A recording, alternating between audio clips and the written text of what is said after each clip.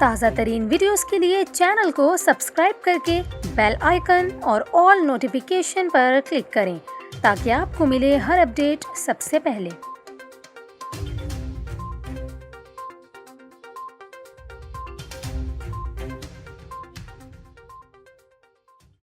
السلام علیکم، نیوز 24/7 اردو میں خوش آمدید۔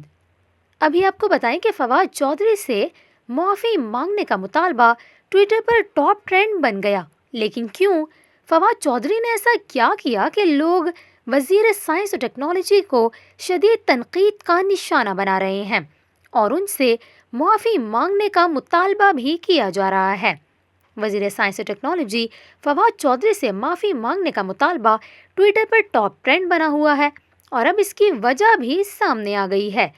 دراصل فواد چودھری اس گروپ میں شامل تھے جس نے مسجد وزیر خان کے گیٹ کے سامنے ڈھول کے تھاپ پر بھنگڑا ڈالا تھا۔ ان کی تصاویر سامنے آئیں تو سوشل میڈیا پر ہنگامہ برپا ہو گیا۔ لوگوں نے سوشل میڈیا پر فواد چودھری کو خوب آڑے ہاتھوں لیا اور ان پر شدید تنقید کی۔ سوشل میڈیا پر وائرل ہونے والی تصاویر میں فواد چودھری کے ہمراہ اداکار شان شاہد اور گلوکار علی ظفر کو بھی دیکھا گیا۔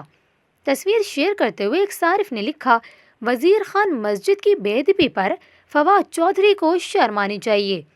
کافی صارفین نے یہ بھی کہا، کیا یہ لوگ ریاست مدینہ بنائیں گے؟ یہ غیر مسلموں سے بھی بدتر ہیں۔